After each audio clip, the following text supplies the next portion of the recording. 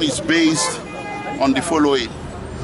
The warrant upon which Mazi Kanu was arrested was issued by a federal high court in Abuja. Warrant of a federal high court in Nigeria is not valid for effecting an arrest in Kenya. Kanu did not undergo extradition proceedings in Kenya. Extradition is a condition precedent to the assumption of jurisdiction of a court over a fugitive suspect returned from overseas.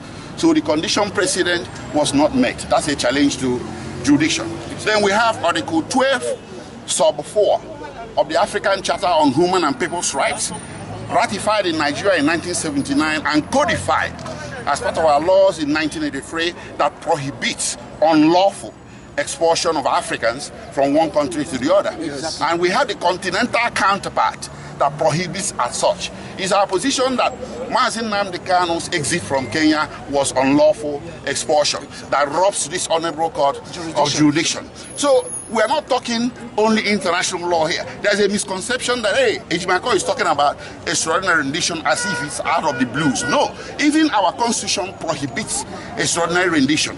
When the constitution said at section 35 that nobody shall be subject to arbitrary or unlawful arrest. What does that tell you? It means the constitution says extraordinary rendition even within the domestic territory of Nigeria is unconstitutional and is illegal. So at the arrest or what happened to Nnamdi Kanu in Kenya was arbitrary and unlawful. These are our positions and they are very, very clear.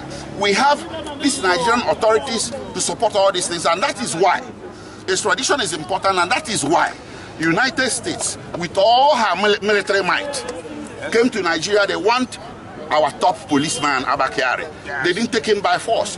They approached the Nigerian government. They have the military, everything, but they are approaching our coast to issue an order that is called an extradition order or extradition warrant. So why didn't Nigeria respect Kenya?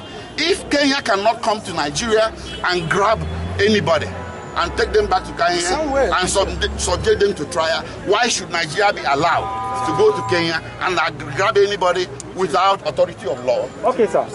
Okay, and sir. Subject them to trial. Sorry, sir. So that is our case in chief. What happened?